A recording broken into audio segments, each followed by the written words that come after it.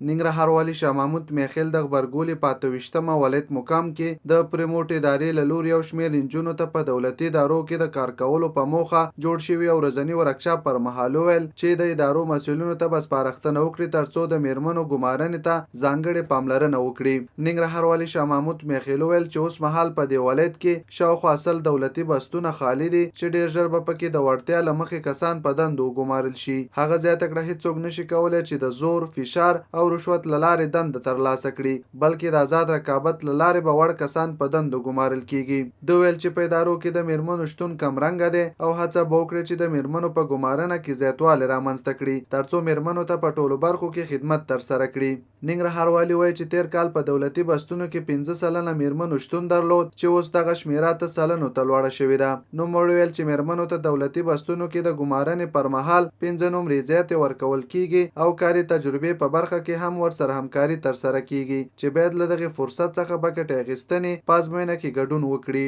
د پریموټ ادارې عمومي مسؤل احسان الله احسان ویل چې تر دې وړاندې 119 میرمنو ته په بیلابیلو برخو کې روزنه ورکړي چې اوس مهال په دولتي ادارو کې په مهمو بستونو کې دنده اجرا کوي. نوموړي ویل چې په ننني روزنیز ورکشاپ کې میرمنو ته په دولتي ازموینو کې د ګډون، استخدام پروسې او د دندې ترسره کولو په اړه معلومات ورکړل شول.